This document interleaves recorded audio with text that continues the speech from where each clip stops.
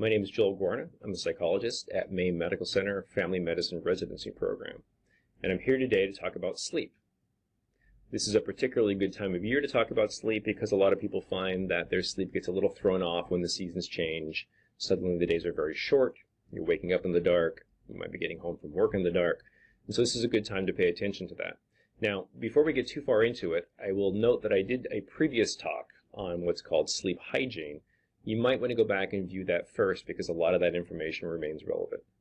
Today, I'm going to build on that and talk about another approach that's called stimulus control.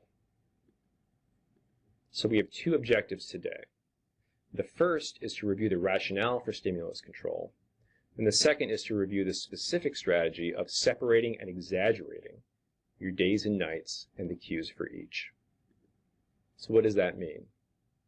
According to stimulus control, part of the problem is that our days and nights are very muddled, right? We do nighttime activities like take naps during the day, and then we do a lot of daytime activities in the evening. So because our days and nights are muddled, that contributes to some of our sleep problems. The solution is that we want to distinguish and even exaggerate our day and nighttime conditions. So let's think about some of the basics here. What are the cues for day and daytime? Well, they include the obvious, right? Daytimes are brighter, warmer. Ideally, that's when you do most of your activity, your movement, your exercise. And if any of those are falling away right now because your days are getting crunched, you might want to think about making sure that your exercise happens. It happens during the daytime. Get more exposure to the sun. Have more social interaction. Try to crowd your eating into your daytime hours if you can. Problem solving, balancing your checkbook, having difficult conversations. If you're going to go online and read politics or something potentially stressful, try to do that during the daytime. And then the evening has a whole different set of features, right? It's kind of the opposite of the daytime features. So evenings ideally are darker, cooler, much calmer, less eating and more digesting, probably seeing fewer people, and the people that you do see are more familiar, their family and friends and loved ones. You have less interaction overall, and ideally you're exposed to a lot fewer screens. And so think about having much less screen time in the evening than in the daytime. Now, right away you can see what the problem is, right, is that our evenings don't tend to look very much like that.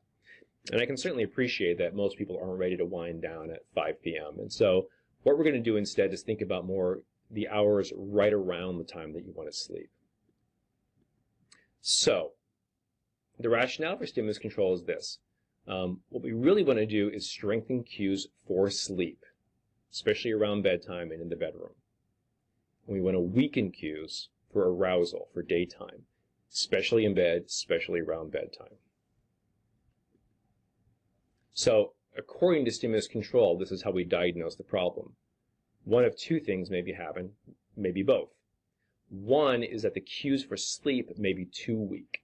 We're going to address this by developing a wind-down routine or a ritual to have around bedtime.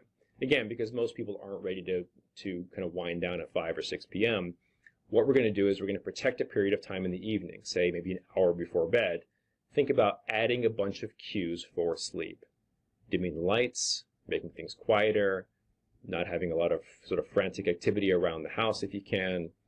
Other things like getting comfortable, making sure your bed is comfortable, putting on different clothing, burn a candle, play some soft music, do things like reading rather than being exposed to screens. And so we're adding a bunch of cues for sleep in that hour before bed.